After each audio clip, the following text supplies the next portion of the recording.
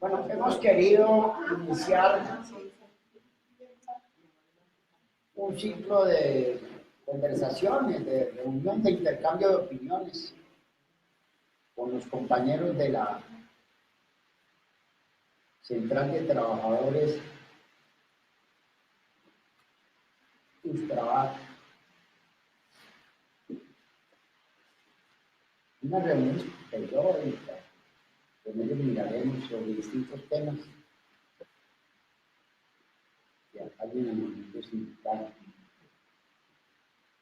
En Colombia en este momento hay como unas 6, 7 confederaciones de trabajadores. Las más conocidas son la CUT, la CGT, la CPC. Son las más históricas, digamos. Nosotros, por obvias razones, pues no podemos vincularnos a la CUT. Es una central obrera dividida por la extrema izquierda colombiana.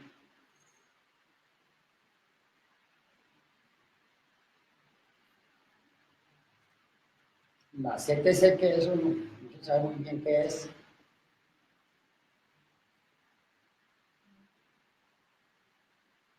Y la CGT.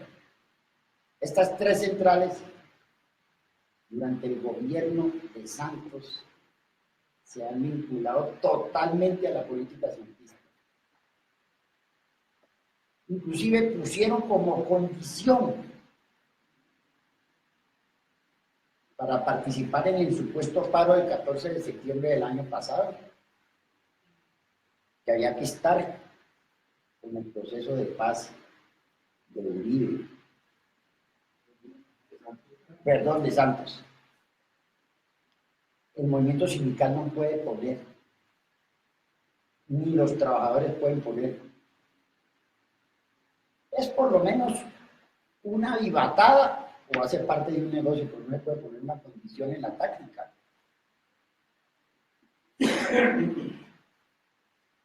Aquí hubo un famoso paro, que es el más famoso, y después de eso no se pudo hacer uno tan importante como ese, que es el paro del 14 de septiembre del 77.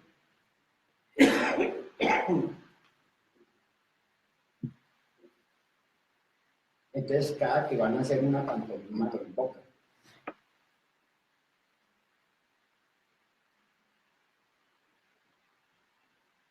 Aquí con nosotros está el compañero Alejandro Hernán, que es del Comité y William Fuentes, presidente del Ministerio, rector de la Academia y miembro del Comité Ejecutivo de la Secretaría.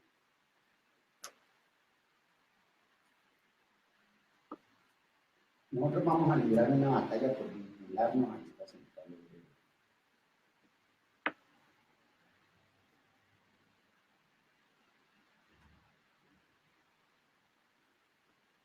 Y digamos, no una cosa para que la central obrera se vuelva uribista, no, para que el movimiento sindical deje de ser santista y arrodillado por contratos que le da el gobierno y dineros que le da el Departamento del Trabajo de los Estados Unidos a los combatientes antiimperialistas de la CUT. Eso es chistosísimo. Porque tienen que ser por lo menos serios. Digan, nosotros recibimos plata de Estados Unidos. Y Julio Roberto debería decirle al país, nosotros recibimos plata de los contratos que nos da Santos. Y no es porque no les dé plata. Una organización sindical puede recibir contratos del Ministerio de Trabajo para cumplir. ¿Por qué no? Puede llegar a acuerdos con el gobierno sobre los asuntos laborales. Porque no se trata de un sindicalismo para el estilo de la extrema izquierda, de la década del 60 o del 70. No, ustedes no. Abajo los patronos. No, nosotros queremos participar en el desarrollo de un sindicalismo democrático. Nosotros tenemos una gente vinculada a la CDT en Antioquia y vamos a librar una batalla porque se salgan de la CDT. Deben estar escuchando, que deben estar escuchando, porque en este momento le estoy escuchando en ninguna. Nosotros lo que decimos es, hay que procurar que haya un sindicalismo en Colombia, no apolítico, no, que haga política. Claro que haga política. Pero no un sindicalismo que dependa ni de los grupos armados, ni de los contratos que le dé el respectivo gobierno. Entonces, ustedes tienen que explicarse una cosa. ¿Cómo Julio Roberto Gómez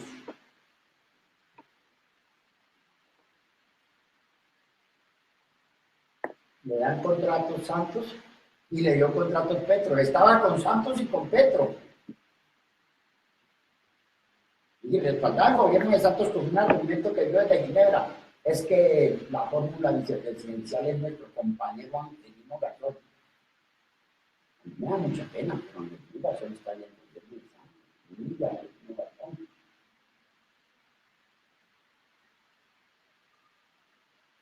Si mañana Alejandro Bernal acepta la vicepresidencia de Santos, yo no respaldaría el gobierno porque contaría a Alejandro Bernal. Porque él está en la vicepresidencia del gobierno de Santos. Pero también respaldaba la alcaldía de Petro, porque le daba contratos de impuestos, eso lo sabe todo el mundo. Lo que yo estoy diciendo aquí lo sabe todo el mundo. No es un secreto, ni estoy calumniando a nadie, ni nada de nada. Eso lo sabe el movimiento sindical. Lo que pasa es que el movimiento sindical ya no hay debate, porque todos están untados. Aquí la ventaja es no mutarse. Es la ventaja que yo les tengo. Yo no tengo fuerza, pero tengo una ventaja. Nunca he negociado. Yo he firmado convenciones colectivas de trabajo desde joven. Y nunca recibí ni un peso de los patronos ni concilié con el gobierno de turno con un contrato.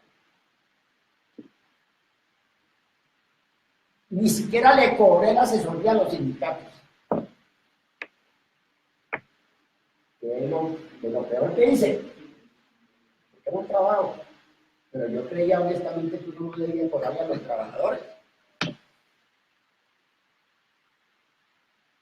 Entonces, yo soy de los que creo que una botellita de agua va abriendo camino. O sea, esa tiene fama de ser la peor tortura de China. Yo no estoy sino para decirle la verdad. Que ellos no van a excenar, claro, porque tienen fuerza, tienen plata que les da el Estado. Pero eso puede cambiar. Eso puede cambiar. Como cuando intentamos hacer una alianza con el doctor Carlos Bula y con Romero en el polo contra el Partido Comunista para lanzar la candidatura de Carlos Bula. Ya que se posesionó Clara para reemplazar a Romero, al ladrón, hombre, a Samuel Moreno. ¿Qué tanto? No, pues sí, pero es que ese sí es. Se roba, no me puede invitar a la primera comunión de Lima. Se roba el canción. Ese ya Carlos Romero. Ustedes saben quién es Carlos Romero. El esposo de Clara. No, pero él es conocido como el esposo de Clara. Se volvió prestigioso porque es el esposo de Clara. Y ese día se metió un discurso. Y en las viejas épocas del Partido Comunista. Esto iba a ser un laboratorio de paz, de no sé qué. Entonces yo le contesté ese día para romper el acuerdo. Yo le dije que la debilidad no determinaba que yo no pudiera decir la verdad y que yo los había visto a los comunistas colombianos defendiendo, diciendo apéndice de la Unión Soviética en Colombia y que la Unión Soviética había desaparecido y se había quedado colgado de la derecha. Es que ellos hablaron aquí durísimo, ¿no? De una potencia imperialista, a nombre del socialismo invadió naciones. Y ese día Romero temblaba de la ira. Claro, porque yo le cogí un escenario ahí para responderle. Algún día llegará en que nos podemos encontrar con Julio Roberto Gómez, con el aquí, especialmente en unidades con el aquí. La CTC, eso es un negocito ahí. Esto es un negocito. Esto es un negocito bueno. Yo no, es un negocito bueno. Poder viajar a los congresos de la OIT y tener contratos con los cooperantes, que ellos llaman, que es el sindicalismo europeo. Y les trae la plata. O sea, aquí los sindicatos ya no pagan las cuotas de las confederaciones. Porque la CUT vive rica sin que paguen las cuotas. Y la plata del Departamento del Trabajo de Estados Unidos, los cooperantes y los contratos que hacen. Aquí hay que abrir un espacio para los sectores democráticos del movimiento sindical. Los sectores democráticos son una mayoría, vapuleados por una minoría, llevados de la ternilla.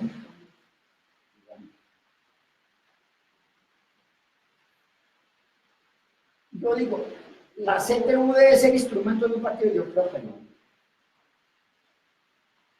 La CGT debe ser instrumento de un partido. El movimiento sindical el movimiento sindical debe ser independiente del Estado. Cosa que puede venir Olturbay, o Pastrana, o Belisario, o Uribe, y tiene que quitar los servicios al gobierno, unas relaciones normales con los gobiernos, que son los gobiernos de nuestro país. Y a ese gobierno hay que decirle, bueno, nosotros hacemos parte aquí de la cosa, nosotros necesitamos unos contratos limpios. El Ministerio del Trabajo. Nosotros fundamos aquí un instituto en Colombia en 1998, a través del sindicato de la Caja Agraria. ¿Ah? 98. Y nosotros firmamos contratos con el Ministerio legal y oficialmente, y lo contamos en ese entonces y lo contamos ahora. Esa plata no era para nosotros beneficiarnos ni robarnos.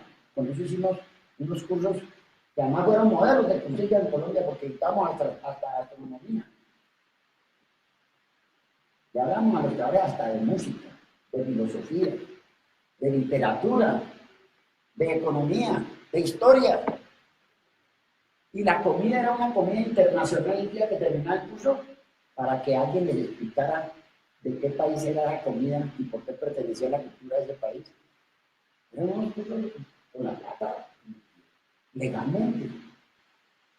Pero no puede ser para que se enriquezca el Comité Ejecutivo del Poder, que tiene EPS propias.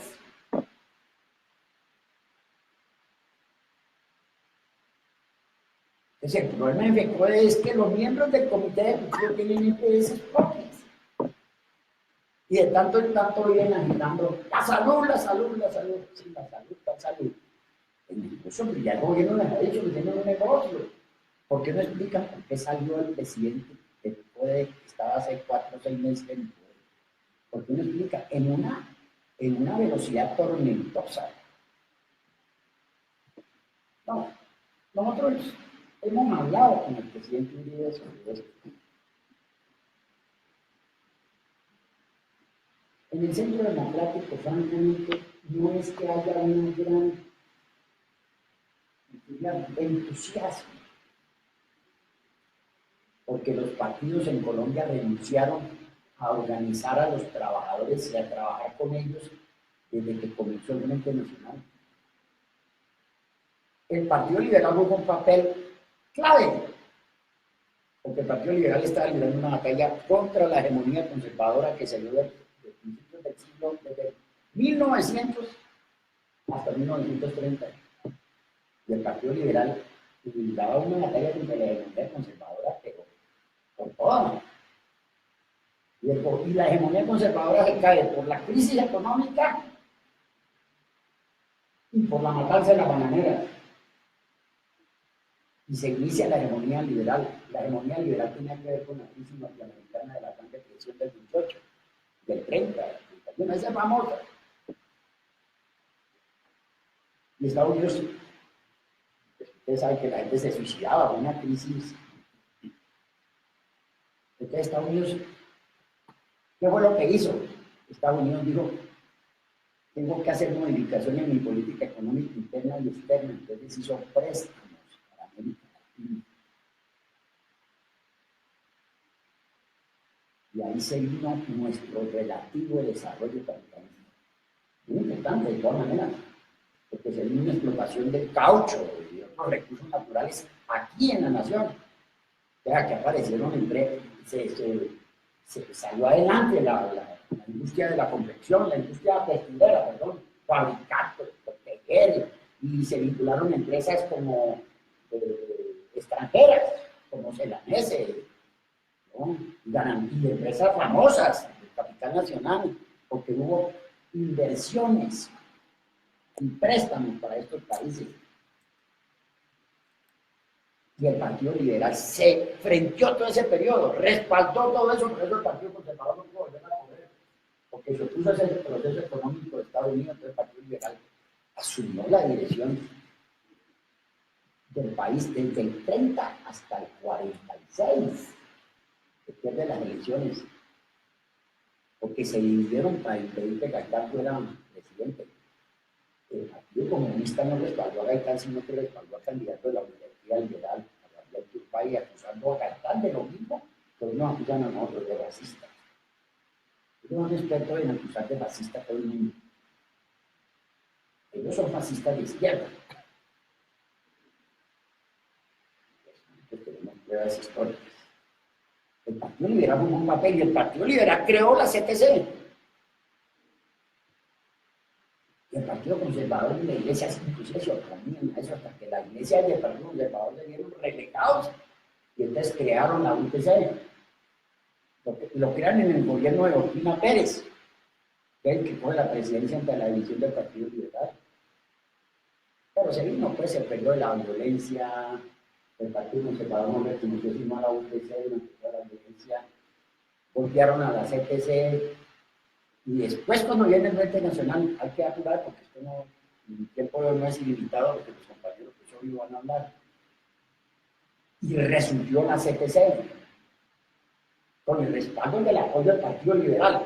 El Partido Liberal decidió sacar al Partido Comunista de la CTC en un congreso en Cartagena en 1960. Sacó al Partido Comunista y la CTC se fue para arriba, gigantesca. La UTC comenzó a pagar el respaldo que le había dado la dictadura, especialmente en la de Rojas Pinilla. Pero después, como se inventaron el Frente Nacional, ya no se preocuparon por la organización de los campesinos. ¿No? Pues que ustedes ven en la década del 30 y del 40 los periódicos de la iglesia, los que organizan a los campesinos, era la iglesia. Ellos ya no se preocuparon por organizar a los campesinos, el movimiento sindical no importaba, participar en el movimiento estudiantil ya no les importaba. Abandonaron todo, porque entonces se volvió, tú me das y yo te doy. Y como el Frente Nacional se basaba en dos pilares, era la alternación y la paridad. Es un presidente liberal y después un presidente conservador. Y los puestos eran un conservador, un liberal, un conservador. Entonces eso uno no necesitaba de nada, sino que el conservador del pueblo decía, vos conservador, sí, yo liberal, caminamos por el puesto, y abandonaron todo. Pues hasta que el extremo izquierda le puso aquí a todo. Y dejaron andando las calles a un tipo que les había servido, que había sido de la Dirección Nacional Liberal, y que fue el último presidente de una CTC más o menos fuerte, pues de Raquel Mercado, que lo fusiló en el 19.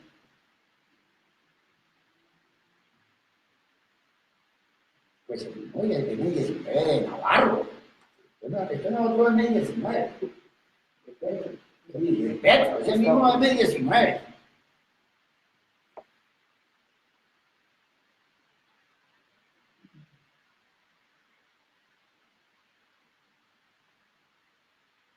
Y entonces abandonaron todo, el Partido Comunista y la izquierda y extrema izquierda se adueñaron de los sindicatos. Entonces, todo ahora para qué sirve, para irse al Senado y al MAPAG, para tener EPS, todos los bienes que necesiten. Ojalá hubiera tiempo aquí, ojalá hubiera con quien hablar aquí de Alianza, de lo que está pasando con el paro.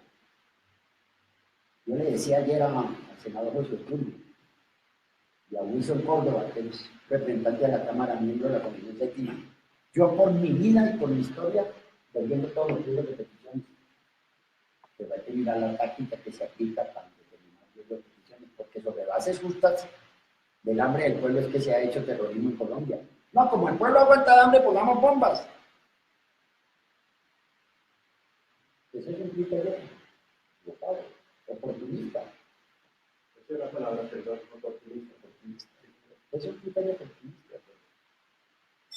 Porque si no, todos los países del mundo estuvieran en lucha armada, incluyendo Estados Unidos, donde hay pobres como un berraco, y en todos los países de Europa. Es decir, forjar un movimiento sindical en este periodo es clave por una cosa: eso va a entrar en crisis.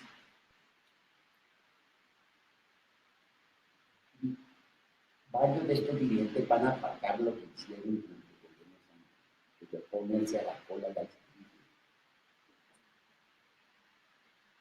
sacrificar, librar una batalla y un paro para poniendo como condición que hay que estar con el proceso de paz. Puede dejar a la mitad del país o Uribe no tiene la mitad del país. Sea usted uribista o no. ¿Cómo ganó el plebiscito? ¿Cómo ganó el plebiscito? Ganar el plebiscito era más difícil que ganar cualquier elección de la historia de Colombia. Porque uno decía, ¡viva la paz! Y el otro que decía, sí, la paz sí, pero no es que es difícil. Y lo ganó.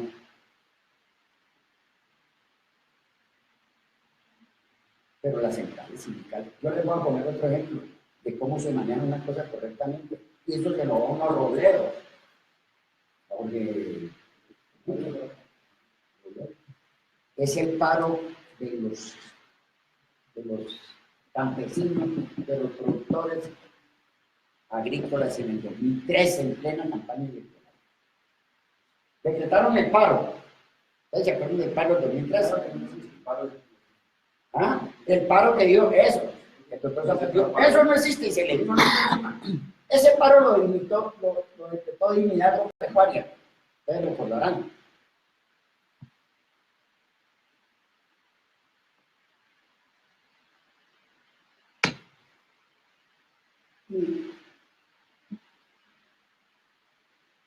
¿Y saben quién despertó el paro y tuvo fuerza dentro del paro? El movilismo. Yo no, Fernando. Tuvo fuerza. El movilismo tiene, porque hoy día tiene muchos campesinos que lo siguen. Los terroristas y santos dicen que por paramilitar. Nosotros decimos que les dio la seguridad a los campesinos y al país. ¿Y sabe qué hizo Dignidad Agropecuaria? Silencio mudo, silencio absoluto. Mutis por el foro, como dicen los intelectuales. Claro. Si le ponen una sola condición contra Uribe, fracasa el paro. La pelearon. Y los uribistas la pelearon. Porque es que ellos no iban a discutir si eran uribistas o no. Ellos iban a enfrentarse a resolver unos problemas completos de la producción agropecuaria. Y ese paro se ganó. Porque ese paro que no existía, ¿se acuerdan que ganó? Pero no impidieron que todo el mundo participara. En cambio, el señor Julio Roberto Gómez y la izquierda, aliados, pusieron ahí, porque yo tengo todos los documentos. No se trata de esto ahora, cuando quieran, pues lo hacemos con documentos. Pusieron ahí, pero hay que estar en el plebiscito. Y hubo una reunión en Palacio, antes de llamar para el 14 de septiembre, que nosotros la supimos porque ni siquiera le informaron al país. Y a mí me lo informó un miembro del comité ejecutivo de la CUT, donde Santos le dijo, yo respeto la lucha de los trabajadores, pero usted tiene que poner la cosa de principio, porque si no, los de la paz se meten. El presidente no está garantizado, pues claro, que Santos dice, pues, ¿qué paro van a hacer si rechazan a la otra mitad de la nación? Es que lo que tiene que hacer el movimiento obrero y el movimiento popular para defender sus intereses es aprovechar las coyunturas y la cooperación de fuerzas. Yo voy a terminar ya con un ejemplo del movimiento sindical, dirigido, oiga bien, dirigido por Tulio Cuevas y por Manuel Felipe Hurtado y por el Partido Comunista y por el MOVID. Se organizó un paro el 14 de septiembre del 77. Justo contra López. López, que había retratado la revolución cubana. Iba a ver la revolución aquí. Hizo un mandato fue de hambre, ¿se acuerdan? Los que se acuerdan, pues, tenían ya alguna edad, pero aquí más o menos nos acordamos. O las cosas se leen en la historia, porque yo tampoco nací en la época de... yo tampoco nací en la época de Grecia. Y ese paro fue victorioso. ¿Y saben qué se aprovechó? ¿Saben qué contradicción se aprovechó? Que el señor López Miquelsen se le ocurrió decir, en mi gobierno participa el Partido Liberal y Álvaro Gómez Hurtado, y ustedes, señores optimistas, se van del gobierno y lo chocan. Y la señora Berta Hernández de Ospina Pérez tenía una columna en el periódico La República y escribía una columna que llamaba El Tábano, y el Tábano se puso al servicio del paro de la organización militar contra López. Y el ospinismo salió a librar la batalla en defensa del paro. El paro fue absolutamente victorioso. Y si en todo el país fue de un día, en Bogotá fue de 3 días. Pues eso es lo que hacen unas centrales obreras cuando van a liberar una batalla. Cuando van a hacer el paro del paro, para hacer demagogia y para decirle a la gente que están haciendo un paro, para que les den más contratos en el postconflicto, que es lo que están haciendo, para subirse su tarifa y para engañar a los trabajadores de que sí están defendiendo sus intereses, hacen lo que hicieron el 14 de septiembre del año pasado. No, las centrales obreras no tienen por qué dejarse manipularse. Las centrales obreras tienen que ser independientes del Estado, independientes de los partidos políticos, independientes de las religiones. Es obvio. ¿Cómo un sindicato va a estar afiliado a una iglesia católica, si es de cristianos, o maometanos, o evangélicos? Bueno, hay una proliferación de criterios en todos los campos. Es decir, un sindicato no puede adherir, literariamente no puede decir, nosotros estamos con Shakespeare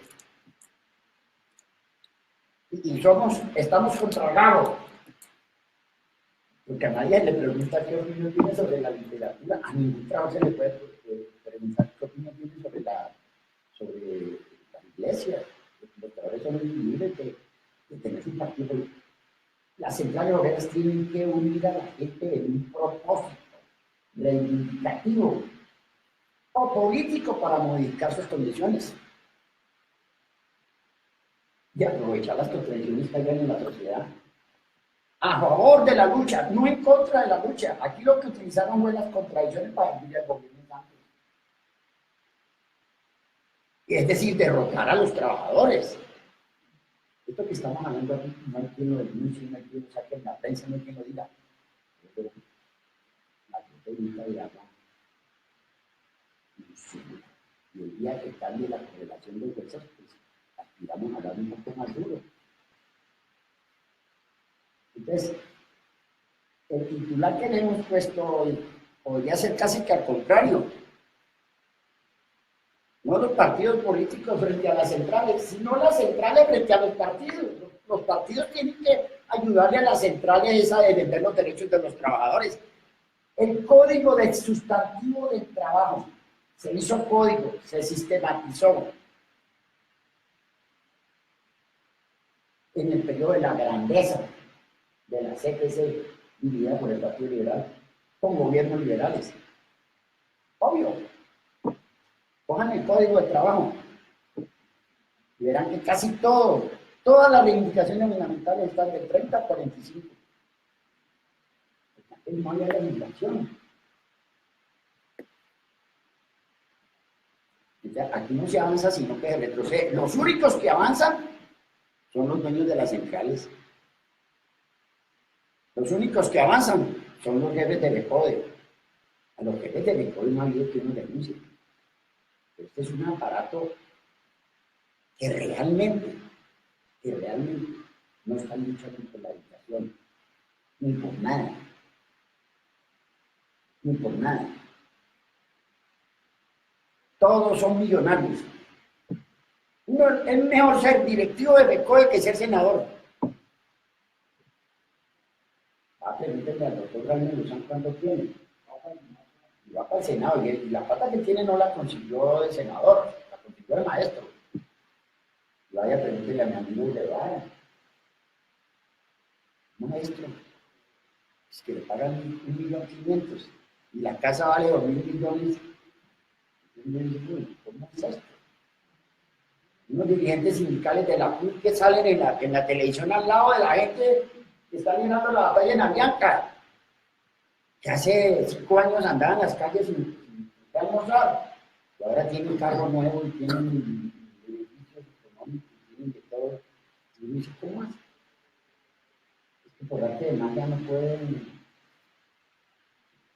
Los dirigentes sindicales deben vivir, sí deben vivir. Yo creo que los dirigentes sindicales deben vivir. Y los trabajadores deben pagarles para que vivan bien. ¿Sí? Porque claro, la mejor experiencia no es la mía, pero tampoco la de alguien sano. Sí. Así que es la de menos. Son unos bandidos. Hablando de la lucha, ¿cómo van a poder defender la lucha de los trabajadores múltiples que están recibiendo el contrato y que vengan por debajo de la mesa? Y se van a feriar esa pelea de los trabajadores de Bianca. Se están matando entre el Partido Comunista y el MOVID porque él se queda con los pilotos. En eso andan. ¿Y ustedes creen que esa batalla, a pesar de las condiciones laborales que tienen, aguanta dentro de la correlación del movimiento sindical y dentro de la correlación política del país para ser indefinida? Esto es una cosa chistosa, pero claro, a ellos sí les están diciendo, como nunca han hecho un paro, todo ha sido de mentiras, están aprovechando este paro para hacer las marchas que no han podido hacer y para hacer demagogia. Estos pilotos, yo creo que van a ser sacrificados por la orientación de la cruz. Yo creo que van a ser a pesar de que tienen vainas laborables, porque es que yo no he oído un ampón que en representación de una empresa más ampón que el señor de Bermúdez. El señor con un lenguaje, pues, le dice criminales, y le dice de todo. Eso es, no, y los términos son pues de un bandido supermillonario, ¿no? De un capataz. Pero les voy a decir una cosa. Hoy salió un fallo del Tribunal de Cundinamarca no aceptando la demanda que puso el Ramón. Pero la extrema izquierda de la CUN no está favoreciendo que se haga un acuerdo, porque ellos les interesa hacer una cuenta. Yo no puedo opinar con seguridad sobre eso porque no lo he estudiado, pero yo les digo una cosa. Los pilotos deberían aprovechar las condiciones que les son favorables para firmar antes de que se les venga y antes de que se les venga la presión en el libre juego del multimillonario y se consigan un juez que sí declare el paro ilegal, porque hay para todo. Después de que se corrompió la corte, a mí me han enseñado que la corte era sagrada. Yo atacaba a todo el mundo en Colombia, menos a las cortes. Yo cometí un delito, yo no sabía.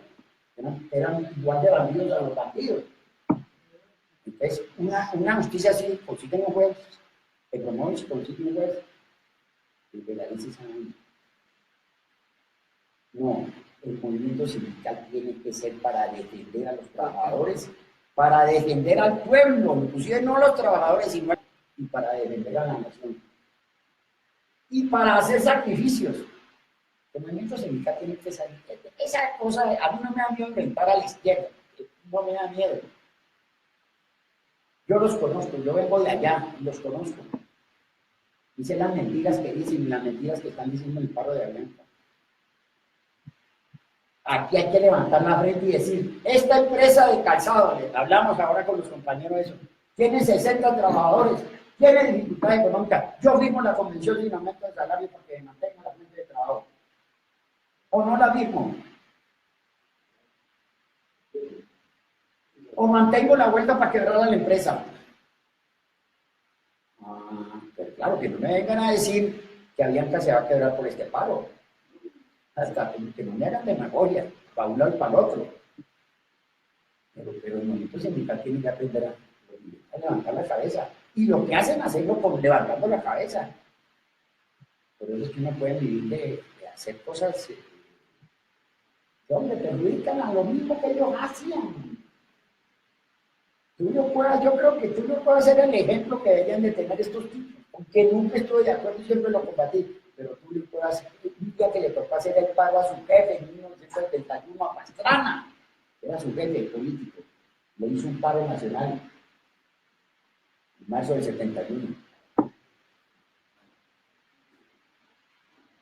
Entonces, esa es más o menos la conducta que se debe tener. Lo demás es poner el movimiento sindical a la cola del gobernante de turno, del contrato de turno y de la tradición de turno. Bueno, yo pido excusas por haberme alargado, pero también era como una presentación que no habíamos podido hacer en una reunión como esta. Tienen la palabra los compañeros de la Confederación y les pido excusas.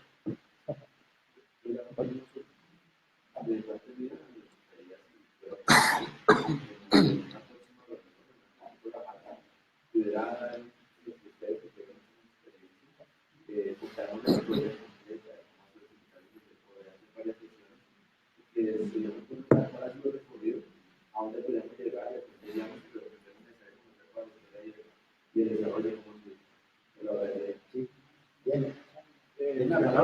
No tanto eso, sino definir también cuál es el próximo paso. Pues llevamos una trayectoria de tantos años en el mismo conflicto y no podemos salirnos de ahí. Pues yo creo que la base fundamental es llegar y dar el paso adelante. O sea, dejarnos atrás y empezar a hacer una nueva generación en este. Bueno, buenas noches. Sí, como lo dice el compañero, es un primer paso que queríamos asumir hoy y afrontar hoy. Hay algo bien interesante y como se denominó el conversatorio de hoy, los partidos políticos de cara al movimiento sindical. Bien lo dijo Carlos en todo el excelente recorrido histórico que hizo. Hay algo claro y es que en Colombia el tema de los trabajadores y el tema del sindicalismo se lo hemos entregado solamente a la extrema izquierda.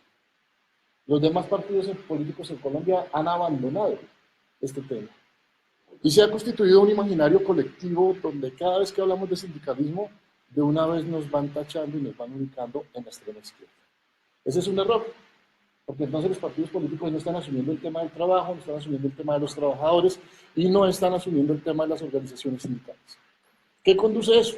Conduce eso a que los temas de los trabajadores simplemente se han limitado a un incremento salarial y a unos simples acuerdos que limitan, como decía Carlos, a unas directivas sindicales.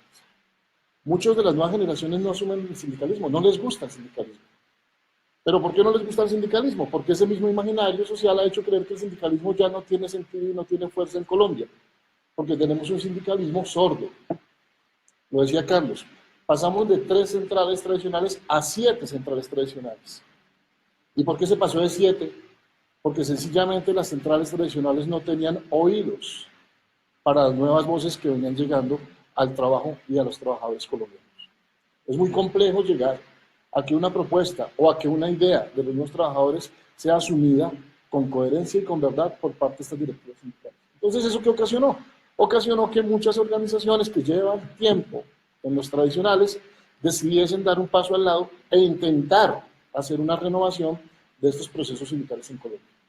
Pero también le compete a los partidos políticos, Carlos, y en esos fundamentos, Fernando, que asuman el tema y que lo lleven directamente a las propuestas de cada partido político. ¿Qué piensa el Partido Conservador realmente de cara al movimiento sindical, al fortalecimiento de los trabajadores? ¿Qué piensa el Partido Liberal realmente de estos temas? ¿Cuál es la propuesta? ¿Qué piensa el Centro Democrático? ¿Cómo lo va a asumir? Porque es que no se puede quedar simplemente en titulares. ¿Y cuáles son los titulares? Vamos a buscar mejores garantías. Y hasta ahí llega toda la propuesta para los trabajadores, toda la propuesta para el sindicalismo en Colombia. Estamos en un momento coyuntural. Estamos en un momento donde estamos hablando de un posconflicto. Pero el posconflicto no se puede reducir únicamente a que el gobierno de turno, el gobierno Santos, le entregue todas las garantías a quienes venían armados, sacrificando a quienes han venido haciendo democracia y a quienes han venido construyendo este país desde la civilidad. Entonces, este momento coyuntural sí exige que los partidos políticos asuman posturas y propuestas claras y serias, comprometidas con el grueso de los trabajadores y comprometidas con el grueso de toda la población colombiana. Entonces hay que romper ese imaginario del sindicalismo de izquierda. Dos, hay que romper el sindicalismo, al interior del sindicalismo, ese radicalismo con el que se trabaja. Hay que llegar a un pluralismo y hay que llegar a una aceptación del sindicalismo en Colombia. No hay nadie más radical que el sindicalismo actual colombiano. Casi que es un pecado decir que uno no pertenece a la izquierda radical de este país y estar en un sindicato. Lo vemos a diario. Hablemos de Bogotá en la ADE. Si usted en la ADE se atreve a decir que usted no es del polo democrático, de una vez es censurado y de una vez es señalado. No, es que el trabajador puede pertenecer a cualquier corriente ideológica, porque lo que une el sindicalismo en Colombia debe ser los intereses del trabajo y del trabajador, no la corriente ideológica, no la corriente política. Por eso nosotros asumimos una pluralidad clara, concreta, donde nos unen son las ideas y nos unen son los objetivos. Entonces es fundamental darle otra cara, otra vertiente a ese sindicalismo. Pero no lo van a hacer los tradicionales, tenemos que hacerlo nosotros. ¿Sí? Independiente de cualquier corriente política, porque es que yo no le puedo cerrar la puerta a un trabajador simplemente porque piense diferente a mí en concepciones políticas. Este es un país diverso. ¿Sí? Es un país que tiene unas regiones totalmente contrarias. Por lo tanto, todo el mundo no puede estar pensando exactamente igual y el sindicalismo no le puede cerrar las puertas a eso. Las mafias del sindicalismo, porque así las llamo yo, ¿sí? Las mafias del sindicalismo se han empoderado de esto. Y el día que esto se destape, va a ser peor que las Cortes. Porque es que en Colombia el movimiento actual sindical eleva unos paros, eleva unas grandes acciones, pero los resultados son pocos realmente actualmente. Y claro que hay que respetar lo que han hecho históricamente los movimientos sindicales. Pero en la coyuntura del país se requiere una transformación y se requiere que los partidos políticos le den la cara y que los sindicatos se abran y dejen de amilanarse, de arrodillarse ante gobiernos. Como decía Carlos, movimiento sindical que se arrodilla o que se ponga la camiseta de un gobierno determinado, ya se entregó. Tiene que tener capacidad de discrepar del gobierno cuando tenga que discrepar. Y también tiene que tener la capacidad de apoyar al gobierno, como dice Carlos, cuando tenga que apoyarlo, siempre y cuando beneficie al grueso del Estado colombiano y no simplemente a unos intereses.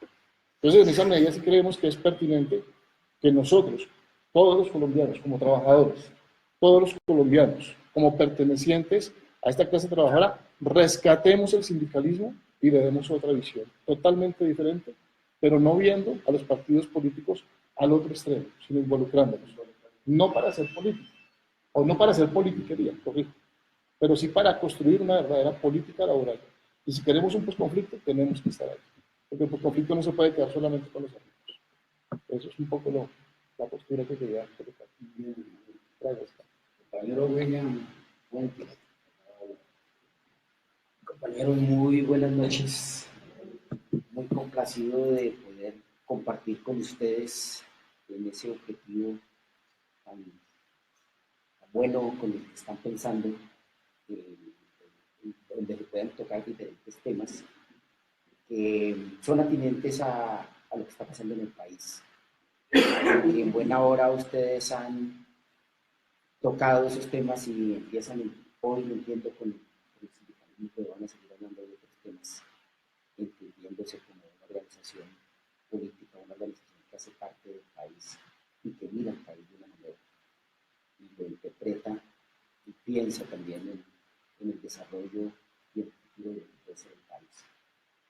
Muchísimas gracias por tenernos en cuenta y darnos esta posibilidad ante este grupo tan selecto, tan especial, que a las claras nos muestra de que son unos interesados en lo que pasa en el país. Y con el decano del sindicalismo aquí, me quito el sombrero, hemos tenido vínculos de maneras distintas, pero eso no niega el conocer y el saber en la profundidad el que Carlos y el que Fernando conocen realmente nuestro país. Entonces, permítanme tratar de dar algunas ideas en torno a lo que es, a nuestro juicio, desde la visión sindical, un poco lo que creemos en este nuevo estadio del país. Un país que hasta hace muy poco era visto a nivel internacional como un país pálido. Para ninguno es un secreto que este país era visto como un país mediano, un país en donde el Estado realmente existe. Un Estado, y esta la muestra hoy, con lo de la justicia, con las diferentes entidades y aspectos que son parte de un Estado. Mirar qué pasa con la misma política, qué pasa con la salud, con la educación, y el sindicalismo, por supuesto, no se escapa. El sindicalismo también está exigiendo su momento de profundizar y de mirar. He visto que acaban de decir los dos compañeros, corrobora Alejandro también. Uno sabe que hay ciertos puestos donde está el sindicalismo, o representantes del sindicalismo, de unas élites sindicales que han usufructuado de la riqueza del trabajo de otros y el trabajo de la riqueza del país. Hay organizaciones como el Bienestar Familiar, por ejemplo, donde ya hay sindicalistas. ¿Qué pasa con el sindicalista allá en el Bienestar? ¿Usted sabe todo lo que pasa en el Bienestar Familiar? El agua fría, otro lado, la comida de los niños desnutridos. ¿Qué pasa? Y ahí hay un sindicalista. Hay sindicalistas en otras instancias, en Condeportes. Hay sindicalistas en espacios de salud. Hay sindicalistas. Que es bueno mirarlo en el SENA y en otros espacios. Entonces, uno dice, ¿qué ha pasado? Porque siempre decimos el gobierno. Y nosotros entonces, no, siempre peleamos contra el gobierno. Cuando nosotros hablamos, por ejemplo, en educación, ¿cuándo ustedes han escuchado a estos representantes de educación decir, estamos hablando de la calidad de la educación, vamos a mejorar la calidad de la educación? Bueno, me decir también qué tipo de calidad. Pero bueno, digamos, vamos a trabajar por la calidad. Dicen, no, es que nosotros defendemos la educación pública. Y uno empieza a mirar en detalle y entonces se comprometen supuestamente en un paro, porque para nosotros el paro no es legal. El paro no es la expresión, sino una huelga, la concepción de huelga. Poco los invito a que miren el decreto 160 de 2014. Y ese decreto da un concepto de huelga donde hay unas etapas, de acuerdo a la OIT, unos momentos en donde uno dice, ¿y cómo es que se definen las huelgas? ¿Cómo se negocian las huelgas? Y en esas negociaciones uno sabe también que los trabajadores no sirven. Muchísimas veces. Pero bueno, toda la vida, perdón, no, sí, toda la vida. Toda la vida. Afortunadamente, no, ha habido momentos en donde el país, por ejemplo, yo lo digo en el magisterio, el primer estatuto docente, 1938, el estatuto docente reivindicó lo que era la educación y lo que era el docente. Yo sigo defendiendo esa parte. Ese estatuto que se hizo en ese momento, que aprovechó también la coyuntura, como lo decía, y fue un conservador quien firmó ese estatuto docente. Lloreda. ¿Sí? Y después otro conservador, el hijo, nos sacó el otro estatuto. Pero, bueno. Pero miremos cómo también, cómo los trabajadores entender e interpretar los momentos, y en esos momentos de negociación. Que está diciendo ahí acá, yo me pongo de acuerdo en esta parte. Los que hemos negociado y sabemos, hay momentos también en que uno puede negociar. Y hay momentos en que la lucha sube y hay momentos en que queda ahí, y hay momentos en que total. La opinión, etc. Hay una serie de elementos que uno tiene que aprender a manejar también dentro de la negociación. Y se supone que de eso se han aprendido los trabajadores, pero en la praxis han aprendido que es para los bolsillos propios. Entonces uno empieza a mirar hoy que la ONU, que Noruega, que Suiza, que algunos países de Europa han dicho, bueno, hoy, como que estamos de acuerdo en que hay que replantear este país. Bueno, es el impacto allá en un acuerdo de las firmas. Que no es suficiente, no solo eso. Nosotros sabemos también muchos vacíos que tiene. Acaba de hablar el embajador de Estados Unidos, donde dice, nos están haciendo política, que se comprometieron para hacer unas cosas y no lo han hecho. Ustedes también han dicho por ahí que ustedes se comprometieron a ese unos cuantos dinero tenían y nos han salido con pendejadas por ahí, en la cebolla, los tomates, y dónde están el resto de cosas que tenían, dónde están los compañeros de otros elementos que no aparecen por aquí, entradas, todos los amigos, ¿sí? Ahí aparecen las dudas. Pero a nivel internacional el país como que entró en un momento en donde dice, vamos a ver si este Estado como cuerpo, como que se organiza y como que empieza a mirar. Es ahí donde uno se pone de acuerdo también en que el mirar una constitución tiene como elementos importantes para mirarlos y decir, bueno, dentro de esa misma mirada hay un pacto otra vez, como diría Rousseau, un pacto social, un pacto con todos los sectores, con mucha gente, y decir, bueno, este país tiene que correr por el lado de la democracia.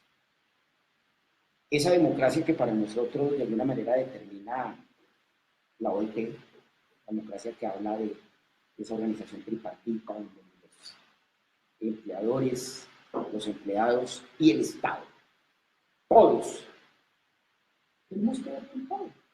Entonces nos ponemos de acuerdo.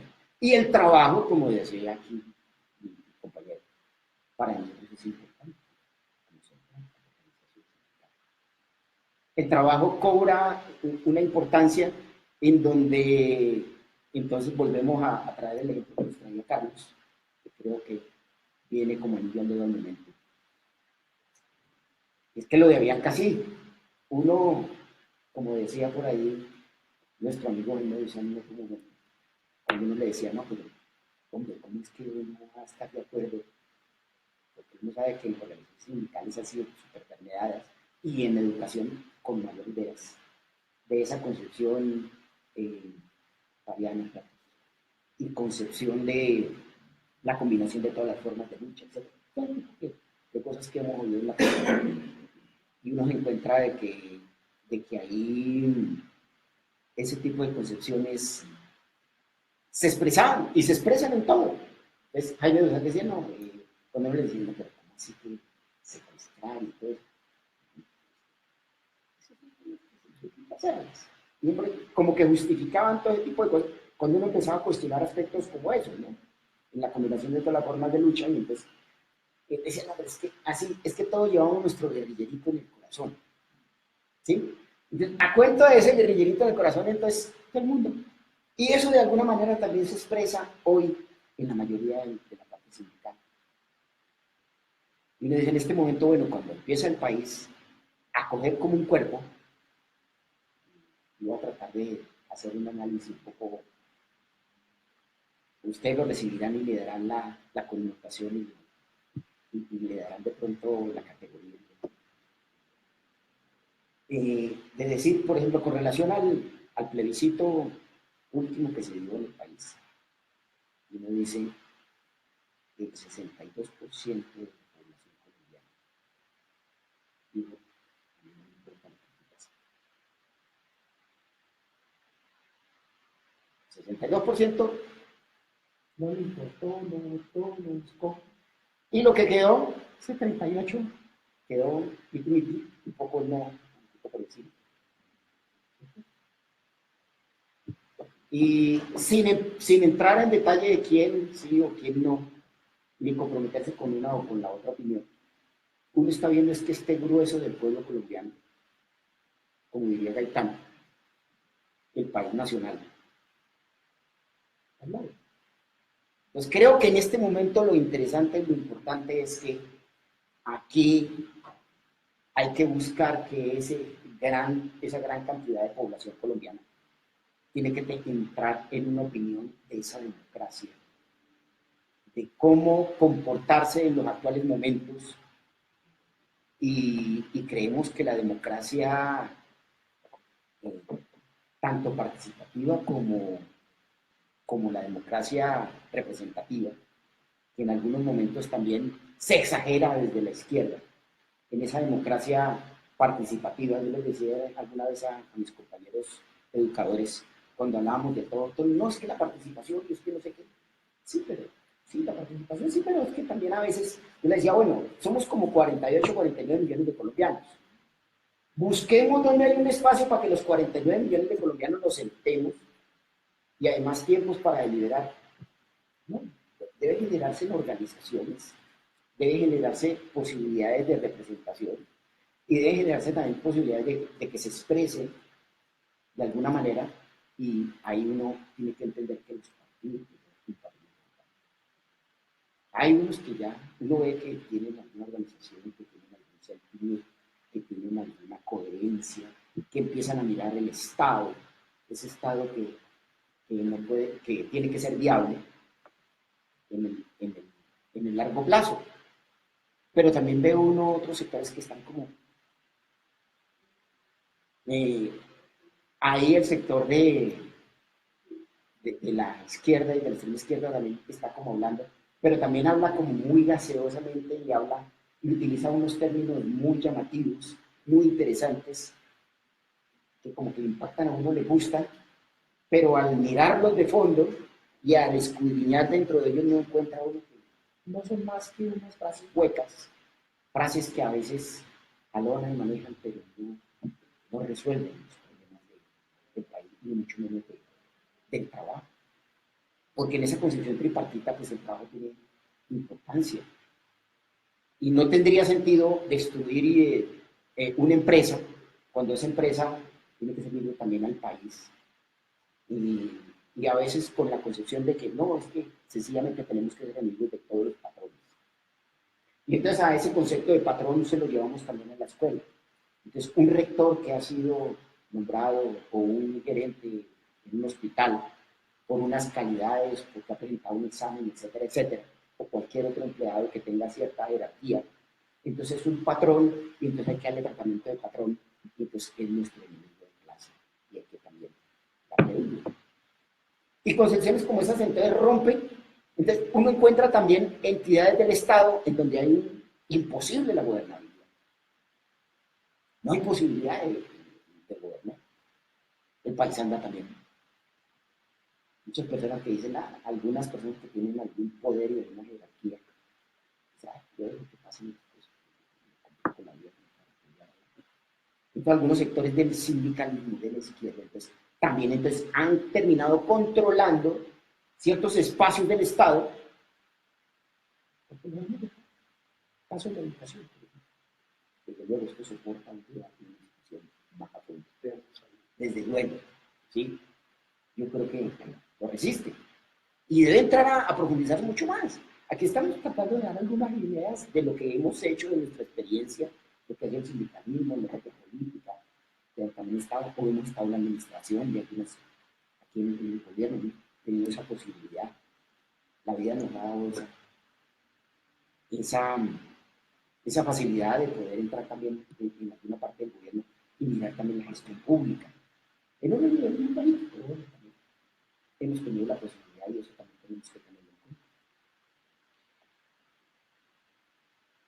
Entonces, temas como lo de la libertad sindical, y por eso mismo nosotros entendimos que esas centrales de las que aquí tanto se han hablado, las tradicionales, que también en algún momento ayudamos a construir, perdón, en Bucaramanga, desde COVID, donde nosotros dijimos, había una central que era dirigida totalmente por el Partido Comunista, la CSPC.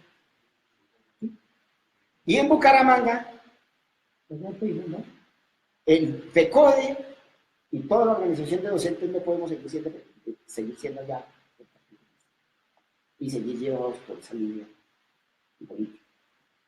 Y se creó el sindicalismo independiente. Y después el sindicalismo independiente ayuda muchísimo a la construcción de la CUT. Bueno, eso. Entonces, esto también es dialéctico. Uno entiende también que esto no puede quedarse quieto y que hemos ayudado y a veces uno ayuda y está de acuerdo con una persona y tal, pero bueno, en el camino resulta que no es lo que uno esperaba. Entonces, volvamos y arranquemos. Y es lo que hemos hecho nosotros. Yo fui parte de la ADE, fui parte de CODE, estuve por allá y viví la experiencia. Pero digo, no, definitivamente allá por dentro no podemos hacer nada. Miremos, construyamos estas nuevas organizaciones, el sindicato de base, que ustedes saben que como mínimo debe tener 25 afiliados, luego las federaciones que deben de tener por lo menos los 20 sindicatos, luego la constitución de la central, legalmente y formalmente, que tiene que tener también una cantidad de federaciones para constituirlas. Y lo constituimos y vamos a irrumpir allá en el espacio de la negociación de las otras centrales. Pues ustedes no se imaginan cómo hacemos eso. Pues porque igual que los reyes y los gendarmes, pues ellos eran ya delegados de los trabajadores y como así que aparecían en las centrales de papel y decía, aquí aparecieron y ustedes van a impedir que se negocie pues ahora. Y como nosotros estábamos también haciendo la grabación y llevando públicamente y de manera directa, in situ, estamos transmitiendo también las negociaciones. Súper interesante. Y en algunos momentos, pues, obviamente que esos odios se expresaron. Y construirnos, inventarse en cosas. Entonces eso ha sido duro, pero bueno, es el momento. Entonces, dentro de esa libertad sindical dijimos, no, pues, aquí tenemos que constituir estas nuevas organizaciones. Dentro de la autonomía sindical también, unas nuevas maneras de organizarnos, unas nuevas maneras de realizar los trabajos, de buscar inclusive para que poder hacer parte de la mesa nacional de los estatales, por ejemplo, tuvimos que ir a los estados judiciales y los tribunales, por lo menos 2 tribunales, unos magistrados de aquí, que entendieron y interpretaron de manera afortunada. Le dicen al presidente de la República, a todos ellos, señores, aquí son 7 centrales y con todas las centrales tienen que sentarse y tienen que ser un tiempo y con todos tienen que hablar.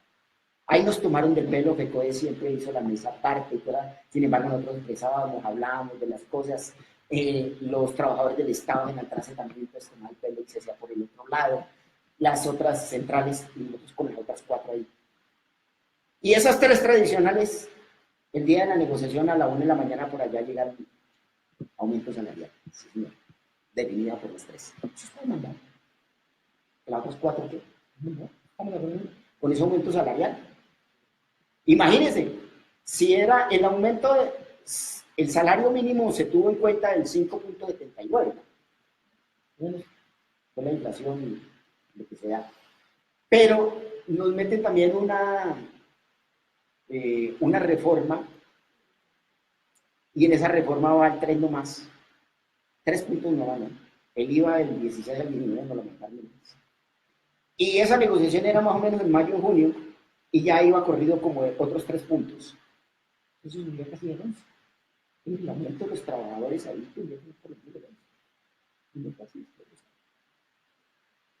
eso nomás llevaba unos maestros en la calle peleando, jugándosela.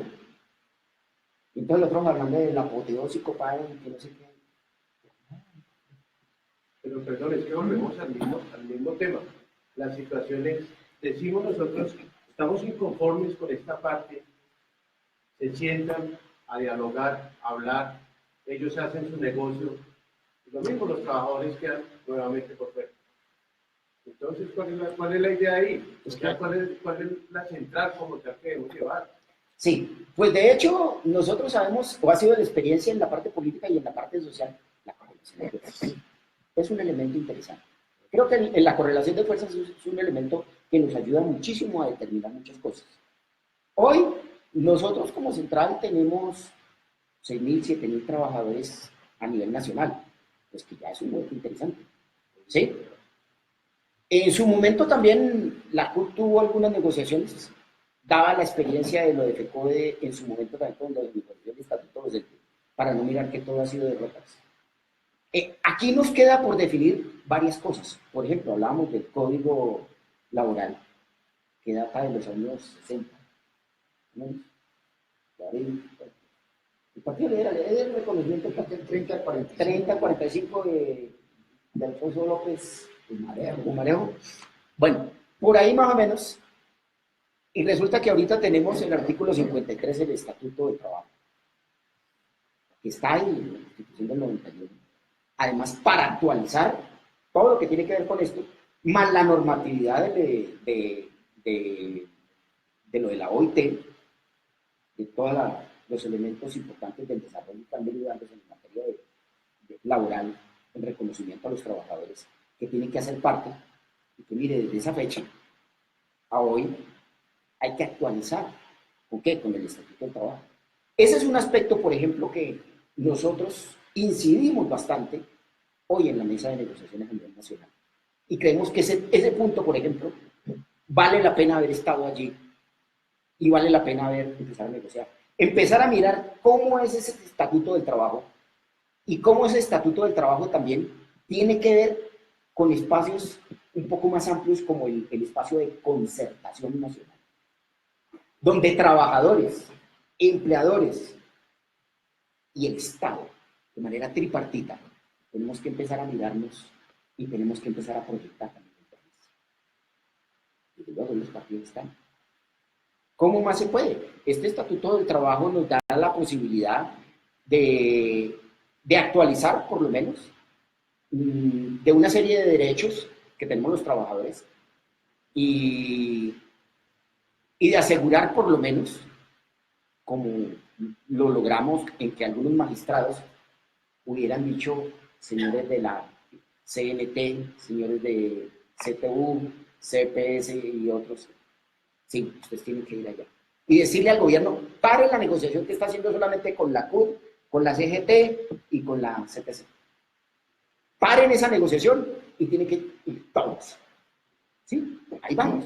¿Sí ve? Pues, aunque de todas maneras decimos nosotros, no hemos logrado todo lo que queremos, pero tampoco podemos considerarlo tan derrotista. ¿Sí? Estamos irrumpiendo, estamos... ahora, en la central, esta nueva central, junto con otras que también han aparecido, creemos nosotros que hay que empezar a hacer un trabajo.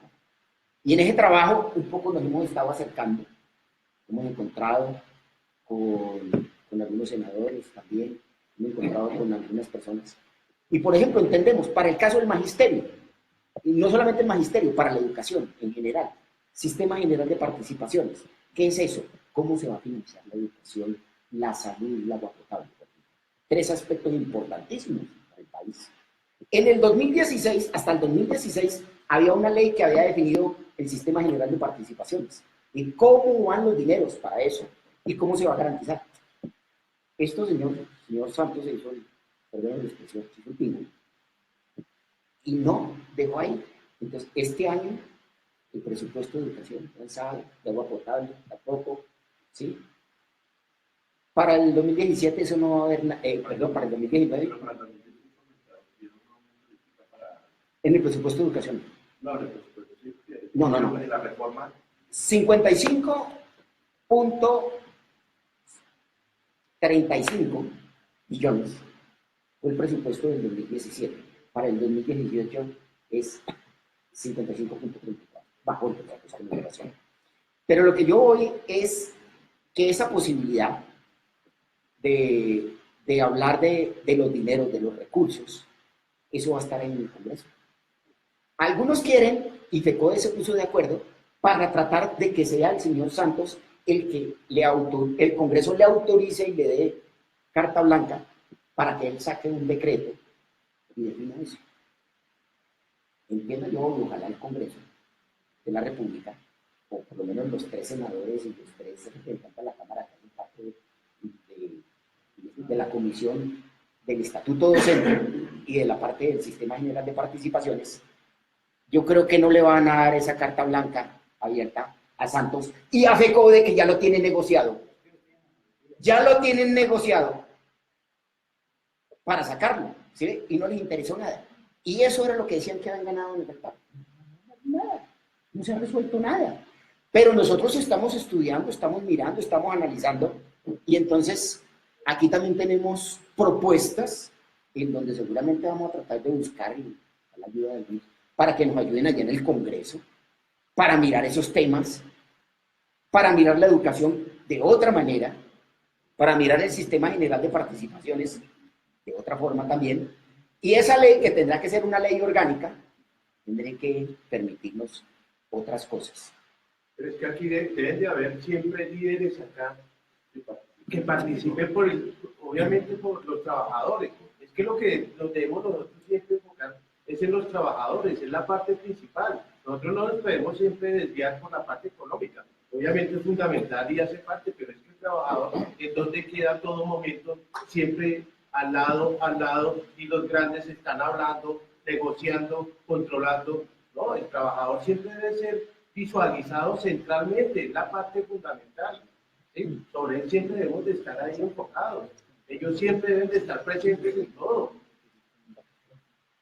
Yo les voy a pedir un favor, es que yo tengo que presentarme porque tengo una cosa ahí en particular, pero quería dejar 2 anotaciones en el libro que está mi compañero de la central y está en este tema. Ese es un ejercicio que el Centro de Pensamiento ha querido hacer porque creemos que para la política realmente seria, no la política exclusivamente buscando unos intereses particulares o personales, una política seria, un partido serio, moderno, tiene obligatoriamente que tener una relación y tiene que acercarse no solamente al movimiento sindical, tiene que acercarse al movimiento campesino, tiene que acercarse a las organizaciones agrarias, tiene que acercarse a las organizaciones estudiantiles de forma seria, o sea, que le dediquen tiempo. Mire esta reunión es citada, por ejemplo, en el Parlamento, y hay mucha gente, mucha gente de la política del Centro Democrático, y solamente una de las personas tuvo la gentileza de mandar un delegado, o 2, Ángela y la Ángela Garzón y el candidato a la Cámara. Pero yo creo que eso es una muestra de, no desprecio, sino de que no hay comprensión, de que no hay comprensión de la importancia del trabajo organizativo en el sector social. Y les voy a decir, para terminar, oyéndolos a ellos, oyendo a Carlos, que es el decano, no es el decano, que se dice algo además de decano, Le quitamos la palabra. Y además la experiencia de ellos, uno se da cuenta de una cosa, ellos tienen algo que los políticos, ojalá los nuevos políticos aprendieran. Ellos tienen una experiencia en la táctica, en las negociaciones, saber retirarse a tiempo, saber firmar a tiempo, saber mirar la correlación de fuerza. Eso no se aprende en un libro. Esa es la experiencia que ellos tienen y que ojalá los políticos que tienen aspiraciones políticas se acercaran con respeto a estas organizaciones, les dieran un apoyo real, no un apoyo porque es que vengan para acá y voten por mí, no, ese no es un apoyo real, aunque terminarán algunos estando con plata, yo no estoy de desacuerdo que hagan política, sino que no se puede volver una relación como del dueño del paseo y ustedes que son los muchachos, los trabajadores de ustedes vienen acá y van a hacer una reunión y conmigo es que tienen que contar. No, aquí tienen que haber una relación de respeto y de igualdad. y además una relación donde hay que aprender. Yo creo que hoy, a pesar de que yo llevo unos años en esta cosa, hoy uno de las experiencias de ellos, uno aprende porque tienen una experiencia práctica. Hoy el tema del debate, de la negociación de allá, cualquiera lo puede ver, simplemente una cosa muy sencilla, no, hay unos que están pidiendo, no solamente tener la razón, sino saber cómo obtener los resultados, saber inclusive firmar en un momento determinado, así no sea la mejor condición, saber que no se trata de aplicar una política para acabar con la empresa. Es más, es posible que inclusive esa empresa tenga interés de que el paro siga. Uno no sabe. Tengo información de que puede ser que estén pensando que el paro mejor para ellos debe servir. Porque eso va a golpear ahí a trabajadores, desafortunadamente eso va a suceder. Entonces, yo lo que creo es que yo le hago un llamado sobre todas las personas que vienen de la política exclusivamente. Hombre, Irina y usted, que esto es una cosa importante, que tienen que venir y acercarse a este movimiento. Tenemos una ventaja hoy. Ustedes los oyeron a los dos líderes de la central. Tenemos una entidad fundamental.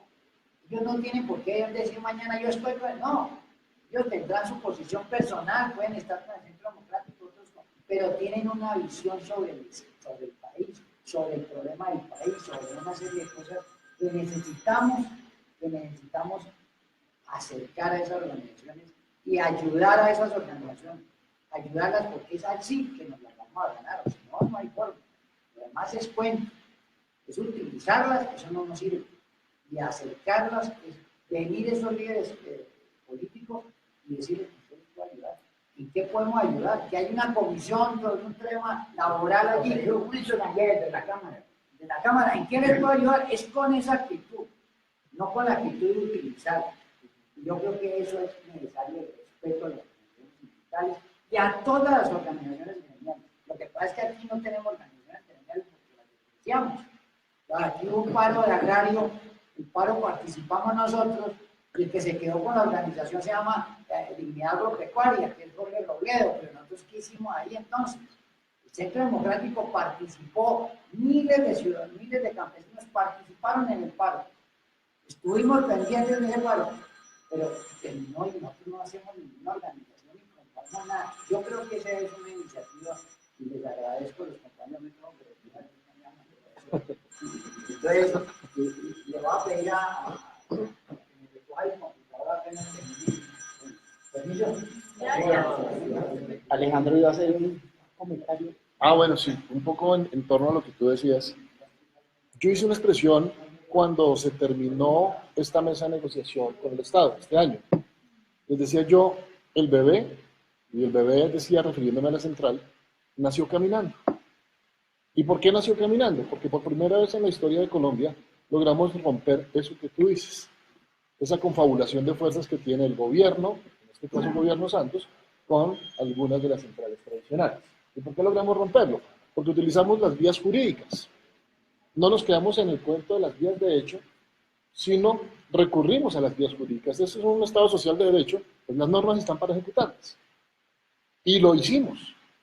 Lo que decía el compañero William, se colocaron las respectivas demandas para exigir el derecho a la participación de todos los representantes de los trabajadores. Es que aquí no hay trabajadores de primera y de segunda. O como decían ellos, no hay trabajadores tradicionales. Son únicamente los que tienen la vocería. Entonces, a partir de la norma logramos eso. Tan fuerte fue el impacto que la entonces ministra Clara López salía en los medios diciendo que eran unas nuevas centrales las que querían bloquear todo, pero que ya tenían listo el concepto de las demandas y que eso no prosperaba. Salió Clara por la puerta de atrás, porque no dio la cara nunca. Llegó la doctora Griselda, ella sí hay que reconocerle que asumió, venga, sentémonos, miremos qué está pasando, esperemos el fallo. Estaban los sindicatos tradicionales diciendo eso no va, estaba la ministra diciendo eso no va, estaban los medios, ¿no? Yo recuerdo muy bien varios medios de comunicación radial diciendo no va, cuando el fallo salió a favor diciendo no señores, aquí todos son iguales, todos tienen igual participación, tienen que estar en la mesa y no pueden reiniciar la mesa hasta tanto no se vinculen todos. Ese es un gran triunfo histórico. Y entonces por eso digo yo, el bebé nació caminando, porque en su primera intervención, en su primera salida al ruedo, ya obtenía un logro jurídico y que cobra mucho valor, porque es que como central nosotros no tenemos ninguna tajada burocrática, ni ningún acuerdo político, porque es fácil tener la participación mediante un acuerdo. No, nosotros no teníamos nada de eso, recurrimos al hecho jurídico. Y en todos los medios de comunicación fue interesante. Anécdota que quiero contar. Llegan determinados presidentes de determinadas centrales tradicionales acostumbradas a que los medios de comunicación corran a entrevistarlos. No. Siguieron de largo y corrieron a entrevistar al presidente de esta central nueva. Venga, ¿quiénes son? ¿Qué piensan? ¿Dónde están? ¿De dónde salieron? Ah, bueno, entonces es un canal que demuestra que sí hay un espacio, que sí se puede ganar un espacio para las nuevas organizaciones, para los trabajadores que no han sido escuchados. Además, perdón, además no es un aparecido, porque el presidente de esta No. central fue presidente de la CUT Bogotá. Sí, claro. Entonces, pero la organización empieza a tener ya resultados y empieza a involucrarse en la mesa. Y tú decías, y se sientan allá a trabajar encerrados. Sí, históricamente en Colombia se hacía eso. Pero ¿qué se hacía en esta negociación que incluso molestó? Uno de los compañeros que estaba en la mesa de negociación con la ministra, con todo el mundo, con su celular transmitiendo el Face para todo el país. Llegamos a tener muchísimas miles. Me gusta, preguntando dónde están, quiénes son. Entonces digamos que estamos construyendo sobre unas bases de transparencia. Eso somos, eso queremos, eso buscamos. ¿Sí? Si durante años hemos sido excluidos, estamos buscando un canal donde podamos llegar. Y volvemos a decirlo, bajo la base del pluralismo. Hablábamos con Carlos y hemos hablado con varias personas y les decimos, no nos etiqueten, porque es que la ideología del Señor y la ideología mía no puede ser distanciamiento cuando hay un objetivo común, el trabajo y los trabajadores colombianos. Eso somos. Sí, definitivamente nosotros en esta irrupción que hemos hecho, hemos generado inclusive rupturas dentro de la cultura. Nosotros sabemos que dentro hay contradicciones, generamos contradicciones. Ustedes saben que no es fácil que alguien sea el primero que se levanta a decir un hecho real y un hecho que es evidente para todos, pero que dentro de la misma dinámica social nadie se atreve a tomar la decisión, y más en este país, en los tiempos en que hemos estado, en donde fácilmente a cualquiera le pueden poner el mote de cualquier cosa y pueden poner su vida en riesgo. ¿Sí? Ellos lo saben, de cualquier tipo de pensamiento. Entonces, para nosotros, el salir y decir, bueno, aquí está esta nueva central, eso va a generar cosas. Algunos compañeros de sindicalismo tradicional empezaban a decir, sacaban, ponían la cabeza de nuestro presidente y decían, estos perros no sé qué, que andan no sé qué, estos andan no sé qué, son de tal o de tal político. Ya se imaginan ustedes los epítetos con los que nos enmarcaban a nosotros. A la gente, mire, eso ya no resuelve nada, eso no sabe nada. Cosas, eso, moviendo por debajo de manera subterránea, con el WhatsApp, con las diferentes tecnologías, poniéndole en la aplicación contra nosotros. Pero nosotros sabemos también que muchos de esos que no han sido capaces de dar el paso en la CUT, en ver esta actitud sobria, esta actitud un poco de madurez y de aplicación y de utilización de la libertad, del uso de la libertad, dicen, miren, nosotros nos cansamos de esto, aquí hay una nueva organización, inclusive no utilizando el lenguaje propio contra ellos. Hablan, no, estas centrales jugaron su papel en su momento, hoy han quedado desiertas, hoy se han quedado en la historia, y este es un nuevo momento, y en este nuevo momento cumplimos nosotros. Desde luego recogemos algunas experiencias buenas que ha tenido el movimiento sindical y que a partir de ahora tendremos que ir. Y esperamos ser consecuentes y mantenernos también, porque en la misma dinámica tendríamos que entender también que si nosotros nos perdemos del norte, pues tendrá que aparecer otros sectores. Ahora, en este momento, en la ADE, que hay elecciones, son distintas de lugares que tienen alrededor de 24.000 docentes afiliados. Ustedes no se imaginan el berenjenal en el que están. Están en una lucha y están en unas rupturas y están en unas cosas igual que han aparecido en las regiones y nos dicen, nosotros a veces no tenemos las condiciones ni la manera para decir, vengan aquí a ver, vamos a ver, y hay la posibilidad de ir a organizar federaciones. Ahí estamos tratando también con las limitaciones que tenemos de ir a las regiones, de ir allá hasta donde pueda, y de seguir construyendo. Mira, aquí tenemos que prepararnos también, por ejemplo, para ser negociadores. Prepararse uno para ser negociador es leer, es entender, interpretar, apropiarse de muchas de las cosas que hoy en la realidad de los trabajos y de ese entendimiento del Estado, cómo tenemos que jugar. Y ahí también tiene que entender de que nosotros jugamos la política, pero de una manera distinta. Es que es distinto y por eso nosotros buscábamos y siempre estuvimos en la actitud de que esto se debe negociar año a año. Nuestro pliego de solicitudes a los estatales debe ser año a año. No, estas centrales tradicionales lo hicieron 2 años. Y una vez quedaron amarrados con centros. ¿Por qué? Porque nosotros tenemos la posibilidad dentro del marco democrático, los trabajadores, escuchemos a los candidatos presidenciales, por ejemplo, escuchémoslos. Y dentro de su plataforma, ¿qué es lo que tiene para los trabajadores?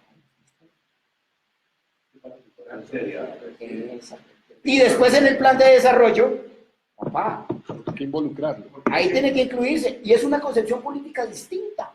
No hay que quedar amarrados de otra manera. ¿Sí? El trabajador solo está escuchando lo que digan algunos líderes sindicales, el trabajador solo escucha lo que dicen los médicos, el trabajador solo escucha lo que dice la ministra o los partidos políticos, pero como tal yo no he visto una participación como tal, ni de los sindicatos, ni del trabajador en las políticas del país. Pero no es el primero que está diciendo legislando a favor de los trabajadores como tal. No hay una cultura de que los trabajadores estén participando directamente en la política como tal. Y creo que todos somos trabajadores porque en cada familia mínimo hay uno o dos que tienen que ir a romperse el muro en la espalda para traer al cuerpo a su casa. ¿Sí? Y cuando a un trabajador le dicen, ¿quién dijo que había que tener un sueldo mínimo? ¿Quién dijo que el trabajador no puede ser parte de la junta de la compañía? ¿Quién dijo por qué los trabajadores no hacen parte de las directivas del Ministerio de Educación? Digo, del Ministerio de Trabajo. ¿Sí? ¿Quién toma las decisiones? A la final, pues, como van diciendo, los más que van a entrar periodo como quieren, pero nosotros no podemos decir nada, ni participamos. Esto me parece un buen escenario. Creo que ya hay como unas 20 personas que tomen yo este mensaje, por ejemplo, a mis amigos que trabajan en la producción, mañana voy a decirles a otros, oiga, vea que me encontré otras personas y vea que podemos hablar del trabajo, porque en estos días están hablando de cuál es el próximo candidato a la presidencia que nos puede beneficiar. Y hay muchos que están diciendo este o este o este, pero no hay nadie que les esté diciendo a ellos, es que, oiga, el que nos puede ayudar puede ser este, pero tenemos que ir con un partido, tenemos que ir con la política del próximo presidente, o tenemos que ir con quién, cuál es nuestra participación, cómo va a ser clara, concisa y precisa. Esa es la parte que a mí personalmente me interesa. ¿Sí? Y cómo somos partícipes de ese gobierno, no para enriquecernos los bolsillos, que lo pasen plata de muchas formas. Hay otros que lo están haciendo, pero no, para marcar historia y marcar una separación. Claro, y eso no niega de nosotros los trabajadores. Por ejemplo, lo miramos de esta manera. Luego, yo como rector, como parte de la educación, en un conocimiento, yo fui director local en 2 pasos, en Pelito y en Moza, 4 años y 4 años. Y hicimos una experiencia interesante. Trabajamos desde la educación, aprendimos, pero también aportamos. Y desde allí vimos que es necesario, por ejemplo, dentro de la carrera docente, qué bueno que los secretarios de educación deben ser docentes, o el Ministerio de Educación, o qué hablar, por ejemplo, del Ministerio de Niños, por ejemplo. Los mismos compañeros de los compañeros que trabajan en el sector, no sé, en fin, cantidad de cosas, un montón. Porque Dejémonos de, pero hagámoslo de cara a los trabajadores. Cuando yo llego allá, llego es el nombre de los trabajadores. No llego el nombre de una organización.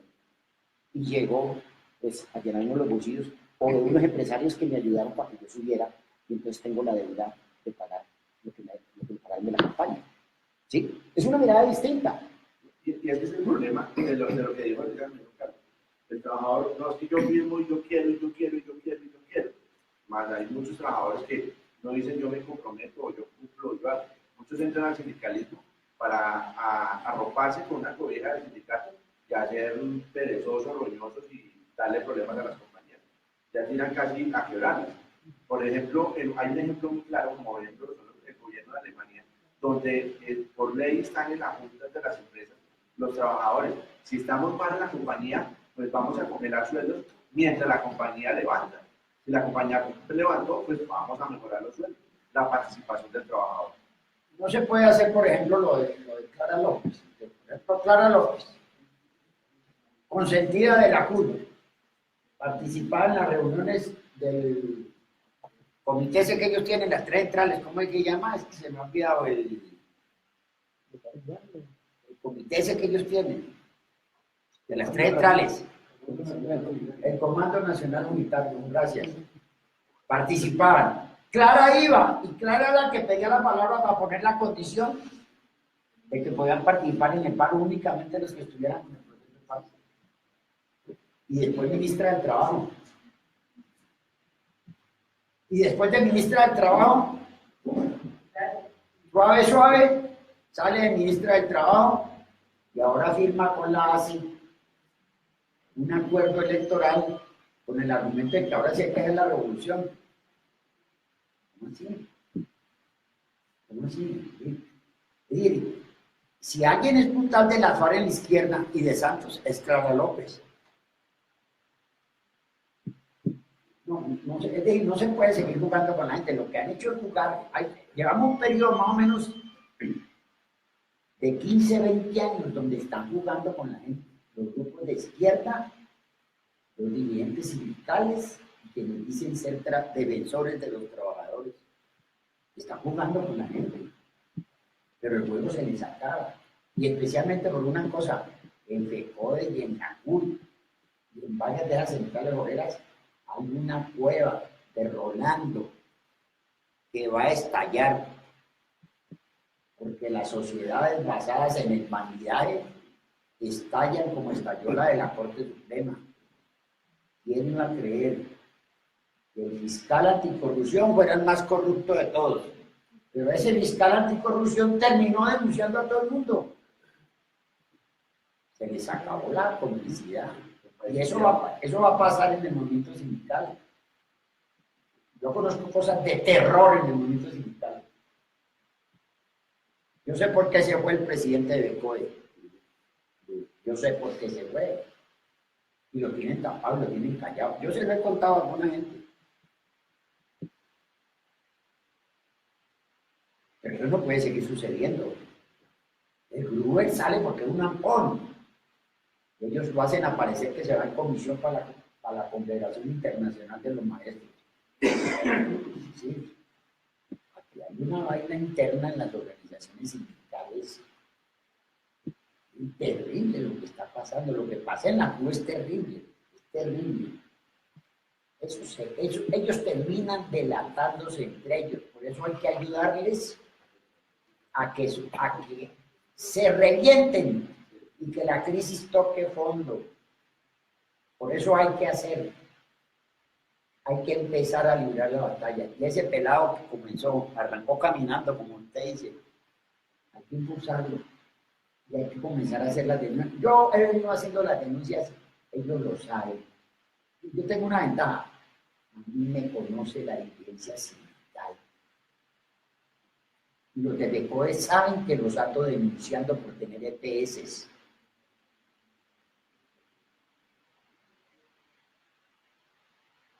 Y yo recurrí a uno de los que tienen ETS.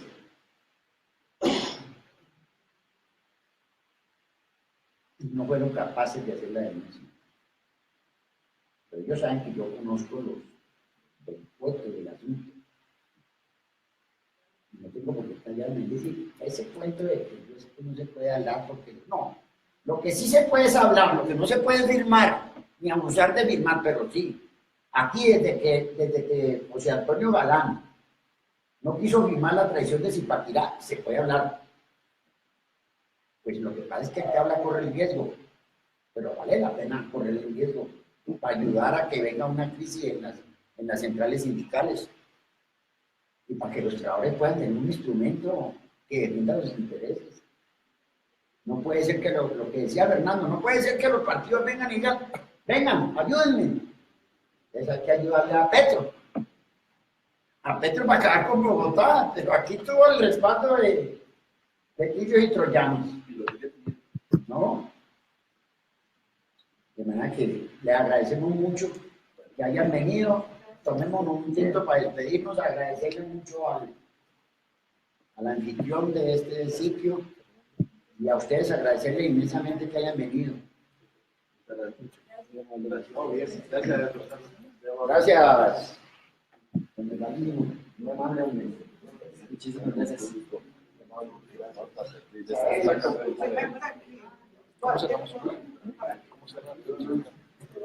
Porque ya es la que sabe, maestro. Lo que sabe. Sí. Ya.